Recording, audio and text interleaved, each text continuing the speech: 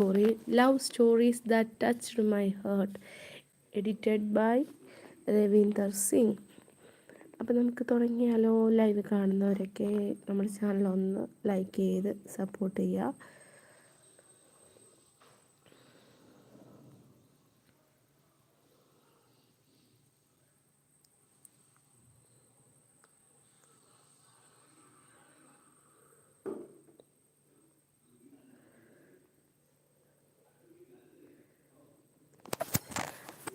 അപ്പോൾ ഫ്രണ്ട്സ്, ലൈവിൽ വരുന്നവരൊക്കെ ചാനലൊക്കെ ഒന്ന് സബ്സ്ക്രൈബ് ചെയ്ത് സപ്പോർട്ട് ചെയ്യുക.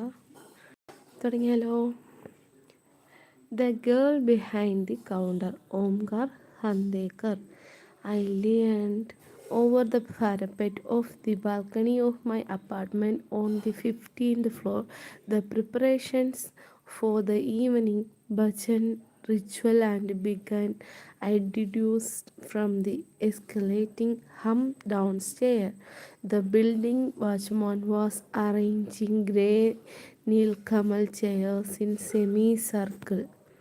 semicircle bet- between a sleek red Honda and a black Chevrolet SUV.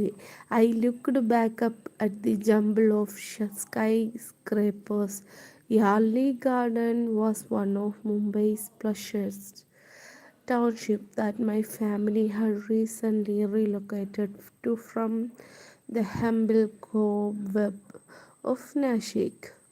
The westward sun made me squint, and I withdrew to my cashew-baked bamboo swing, resuming the novel in my hand.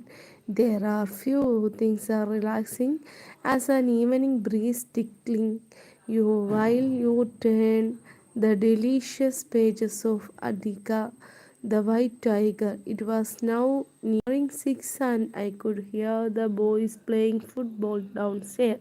In spite of wanting to join, the stubbornly clung to my novel.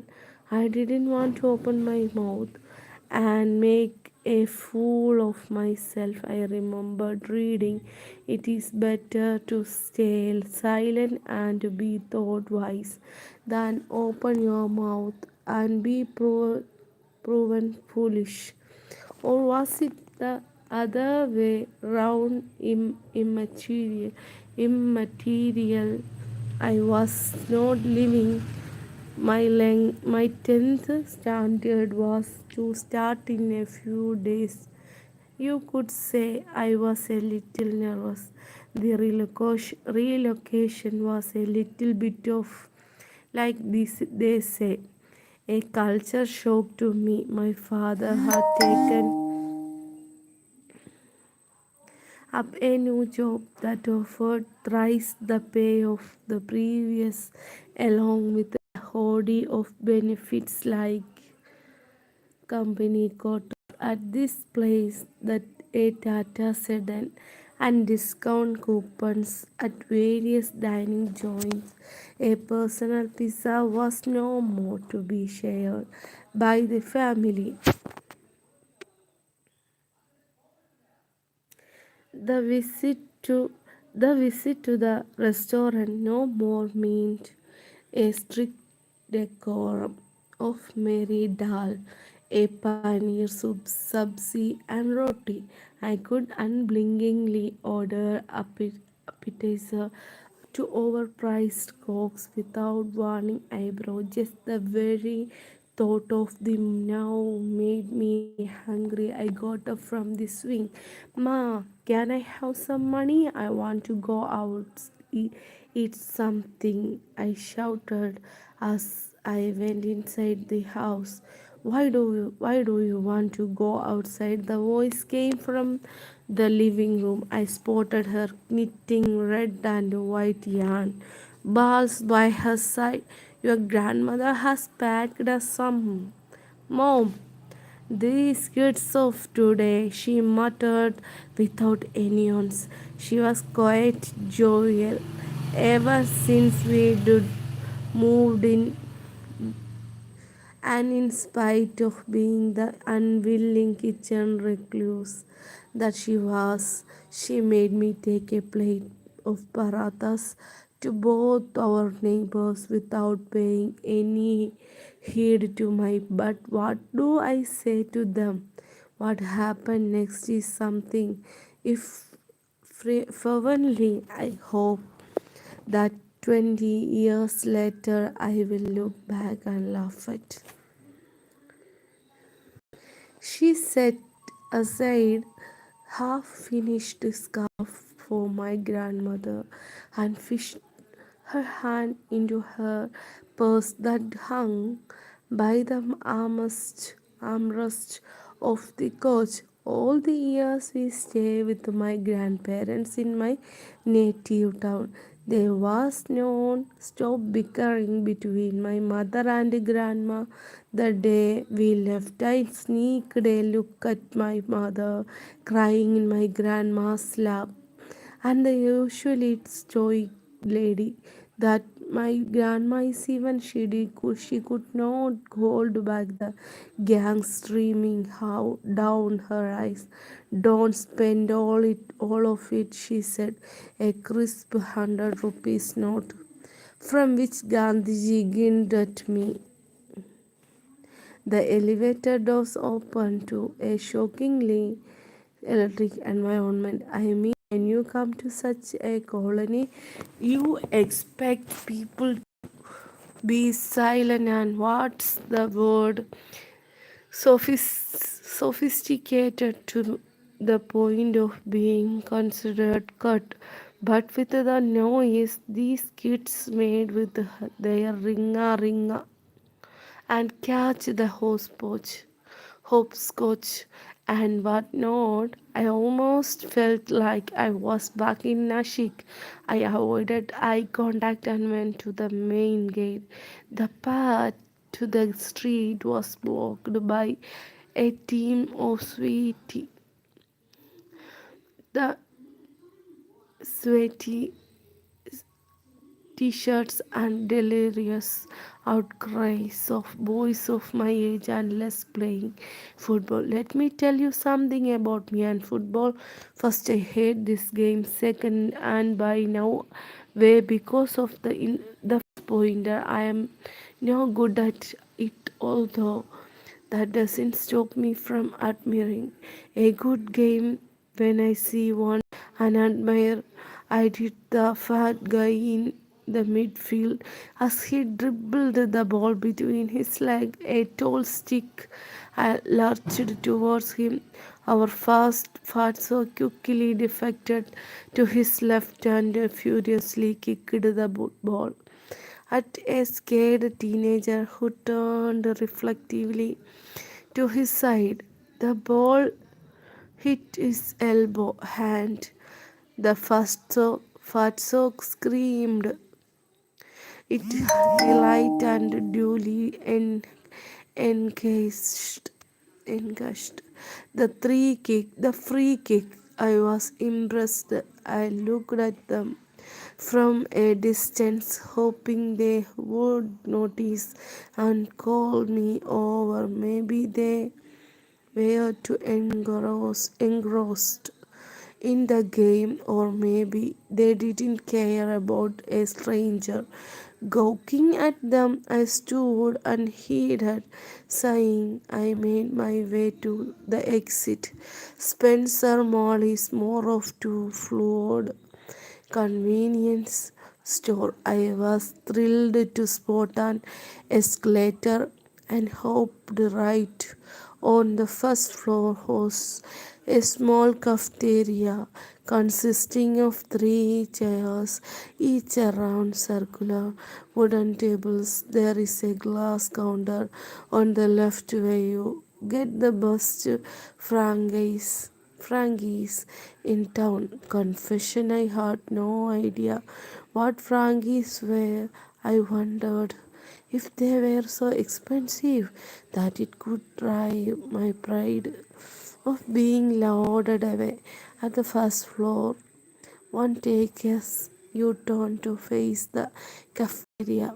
I occupied one of the empty tables. The menu, the contents were reassuring reassuring. A basic vegetarian Frankie cost around 40 and went up with 55.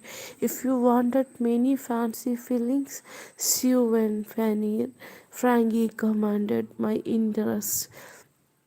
Frankie commanded my interest. I went to place an order at the glass top counter, and there she was, the girl behind the counter. And what would you like to have today? She smiled at me affably. It was almost a smile of recognition, as if she had been privileged to have known me since ages and that I was her favorite customer. I bit on my braces. Her perfect pearly whites probably never needed dental treatment. The thick and sleek black tresses almost shone, and one lock of hair hung cutely on her dusky face. Her eyes were everything the on-screen actress soon to earn poets write couplets about. You get it down? You get it, don't you? She was probably a few years older than me and wore a black t-shirt that read Joyce Frankie. I tried to power up, speak up. I screamed inside and mentally rehearsed what I had to say. Just order as you would normally do and say thank you when you get it. How hard is it? A question popped in my head. How is human pronounced? C and H are silent. Duh, came the answer. How can two consecutive letters be silent? I wondered. Well, it just sounds better, doesn't it? Swiss one, Swiss one, I reasoned. But this is taking too long, way beyond the line that separates a customer from his pin. Swiss-sized nincompoop, and was that sweet on my forehead. Sir, the girl asked unflinchingly, her expression intact. I hope she wasn't just pretending to be calm while hunting for an alarm button under the counter. One plate stews and paneer Frankie, I said, and instantly felt proud that I didn't stutter smooth. I praised myself. That would be 50 rupees, sir. She looked into my eyes, smiling all the while. I must tell you, gentle reader, that continuous eyes contact is worse than brow beating.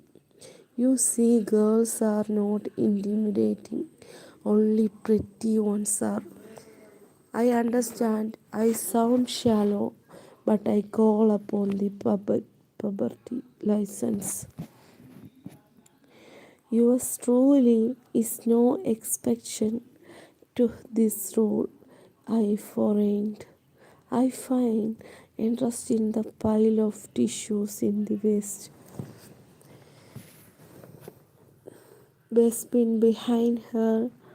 As I dug into my pocket, finally I produced the 100 rupees note and extended my hand to pay. At the same time, she stretched it too and ended up accidentally extend my hand to pay. At the same time, she stretched her to and ended up accidentally touching my fingers. I cringed as my fingers tingled, feeling like biscuit that's been dunked touching my fingers. Been dunked in teen bit too long. I went back to at the table with eyes closed shut hard. Excuse me, sir, I heard a voice in a couple of minute. It was her voice. She meaned me. Once you sent paneer frangie, she gave me a roll with salad and cubes of cottage cheese lathered with the sauce and gravy peeking out of the open end. She had pronounced Susan Swan as Szechuan in spite of the cul- culinary wonder in front of me. My heart sank. I felt like stabbing myself with a spoon. Smooth. Thank you, sir, she said. Hope to see you again. That night I slept, smiling ear to ear, in spite of having absolutely no dreams involving her. I woke up fresh as deodorant. The next day, I borrowed a 50 from mother and pressed the elevator button. The same noise on the ground floor lobby.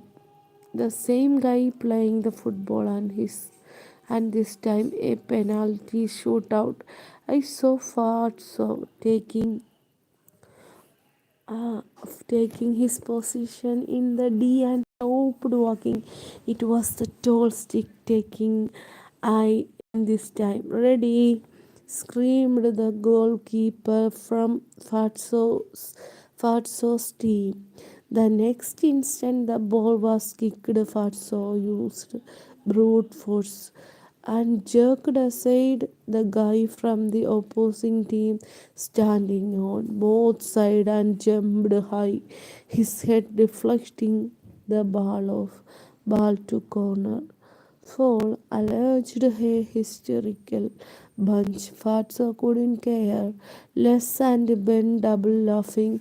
Tall stick pushed him the ground, but Fatso was clearly having time to his life. I grinned at him. I was impressed again. The same traffic, the same pedestrians, the same road, the same mall, the same first floor, and the same Frankie girl. Bless her, I walked up to her and went straight to the counter. Today I had taken special measures to make myself presentable. I was wearing my best pair of shoes and my wrist spotted father's mental strap sonata watch. I had taken the pain of applying a small amount of face powder, just the perfect amount that separated complexion from makeup. My gait was confident and tone smooth. I went up directly at the counter and asked me to take a seat. Since there were hardly any customers, the mood was relaxed. I took the seat facing her, careful not to slouch. She was an epitome of effortless grace. She influently dealt with the cash, her eased out demeanor as she mimicked one of her colleagues. The elegance with which her features aided every word of her, and the voice that wafted like an elixir to the ears. The more I observed, the more I was drawn to all her. Ask what her name. I scolded myself. It it won't compromise the national security, but I know I wouldn't. I'd read it the moment I would finish my role and walk back. Finally, she summoned me and I went up the counter. Taking the frangie, I turned back. I wanted to disappear from the spot. That made me feel like coward. I hurriedly walked to the escalator, even when I heard the minor commotion in the background. I didn't bother to check it like I even cared as I was just stepping on it. I felt a part on my shoulder. It was her. My heart violently jolted into a seesaw. She smiled at me, the same sunny smile. I smiled back stupidly, not knowing what else to do. Sir, you forgot to pay, she said, as I lay on my bed that night. I wondered how I could have been so foolish. It was embarrassing, or was it? She gave no other indication of my lapse. What she did was exactly the opposite. She accepted the money and said, "See you tomorrow, sir." I felt so invited. I felt.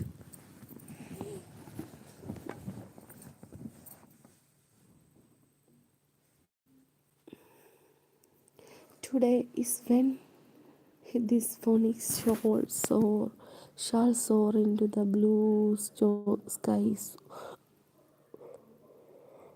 of hope. I decided the moment I woke up, making up in glitches. What he child, she was not going to eat me up if I struck a conversation with her. Being well mannered was her job description. Being myself, just want to do. Beside, there is no big deal in asking person name. I had Shakespeare to endorse that I will was the day day's mantra. I enjoyed the movie. I so chomped up some more. Atika laughed hard at the silliest of sitcoms and in an uber confident mood. Practiced pickup lines in front of the mirror. I enjoyed the familiar noises of the bhajans. Was enthralled. One of the superb goals scored from distance relished. The evening chirping and even helped one of the ladies from the store with her shopping bag. This is it, I thought as I went up the escalator. It was yet another slow weekday. My palpitation jacked up as I noticed her. She was not at the counter, though unoccupied. One of the table with a guy in his early 20s, deeply engrossed in a conversation. As I walked toward her, as if almost on cue, I saw her affectionately pulling his cheek. It was only when I reached the counter that she noticed me. "Hey, customer darling," she whispered to the guy, getting up in a rush. "Hey, wait up," the guy insisted, catching her by her wrist. "Oh no," she began to protest. "I have to. Come now." The guy was persistent. "I'm sure he won't mind giving us a minute. Would you kid? Would you kid?" That was my call. "Oh no." "Carry on," I somehow mumbled. I wanted to look away. I didn't. I should have. I didn't.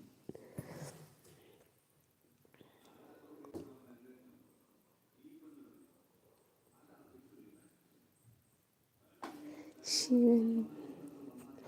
So I didn't know what do you say. Somehow I managed, never mind, and started walking out. "It's Susan. Paneer, isn't it?"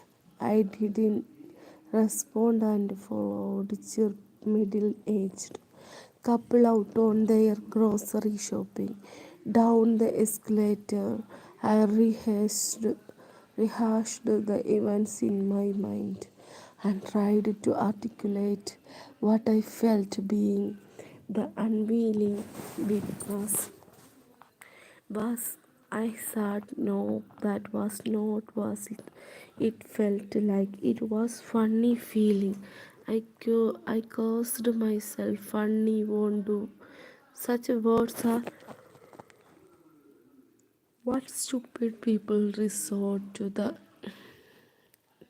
I did like her eyes. Yes, sir, most definitely I did. Or did what was it that I felt for her?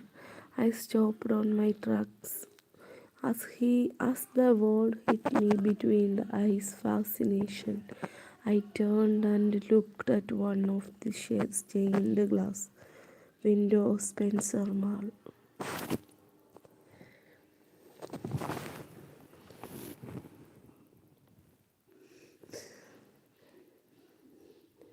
Hey dears, please like and subscribe.